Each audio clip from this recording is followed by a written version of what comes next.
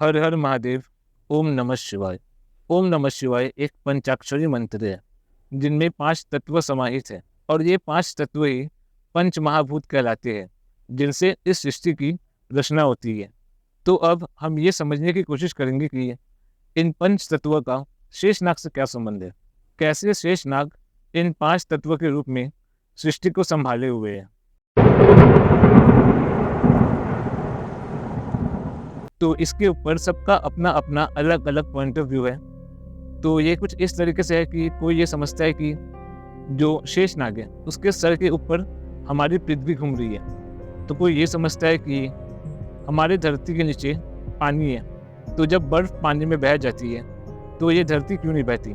तो कुछ लोग जो है वो इस धरती को ही शेषनाग समझते हैं कि शेषनाग धरती के रूप में इस सृष्टि को संभाले हुए है। तो वो सभी अपनी अपनी जगह सही है, मैं उन्हें गलत नहीं कह रहा, लेकिन जो मेरा पॉइंट ऑफ व्यू है मैं बस वो आपसे शेयर कर रहा हूँ। तो इसको समझने के लिए हम सबसे पहले विष्णु जी के वराह अवतार की कहानी को समझेंगे, जहाँ पर एक हिरण्याक्ष नाम के राक्षस ने पृथ्वी को समुद्र में छुपा दिया था, जिसके बाद विष्णु जी ने वराह अवतार लेकर उस पृथ्वी को उस समुद्र से बाहर निकाला था। तो बहुत से लोगों के मन में ये बात तो आई होगी कि समुद्र तो पृथ्वी पर ही है, तो पृथ्वी समुद्र में कैसे डूब सकती है। तो हाल ही की रिसर्च में ये पता चला है कि हमारी गैलेक्सी से 12 बिलियन लाइट ईयर्स दूर साइंटिस्टों को पानी मिला है, और ये वही समुद्र है जहाँ पर हिरण्याक्ष नाम के राक्षस ने पृथ्वी को छिपा दिया था।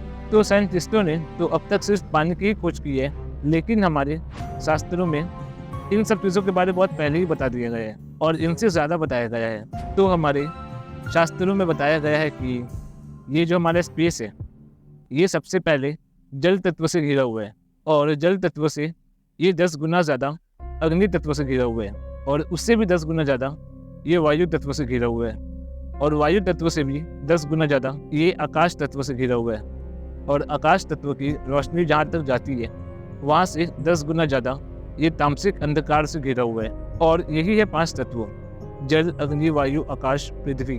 तो 5 तत्वों के रूप में ही शिव जी इस सृष्टि को संभालते हैं। तो तत्व भी 5 हैं और शेषनाग का सिर भी 5 है, लेकिन हम ऐसे डायमेंशन में रहते हैं जहाँ पर समय का बहुत महत्व है। ये डायमेंशन समय के बिना नहीं चल सकता, तो इसलिए शेषनाग के ऊपर विष्णु जी विराजमान होते हैं, क्योंकि विष्णु जी ही समय चक्र है।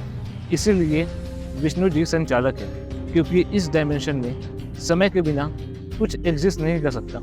तो शेषनाग ही इस पूरी सृष्टि को 5 तत्व के रूप में संभाले हुए रखते हैं। और विष्णु जी जो है वो पराशक्ति का मेल फॉर्म है, क्योंकि हर कल्प के शुरुआत में विष्णु जी सदाशिव के वाम भाग से उत्पन्न होते हैं, और वाम भाग में शक्ति का वास होता है। तो इसलिए विष्णु जी समय के साथ साथ प्रकृति भी है, तो इसीलिए वो 5 तत्व के ऊपर वो टाइम और स्पेस के रूप में रहते हैं। शेष का मतलब होता है जो प्रलय काल में सब कुछ खत्म होने के बाद जो शेष बचता है उसे ही शेषनाग कहते हैं। प्रलय आने पर जब सृष्टि खत्म हो जाती है तो उस पुरानी सृष्टि का बीज बचा लिया जाता है, और उससे फिर नई सृष्टि की शुरुआत होती है। तो ये जो बीज है 5 तत्व, यही शेष है, और यही 5 तत्वों में से अग्नि तत्व रुद्र बनकर सभी चीज़ों का विनाश कर देती है, और यही शेषनाग है।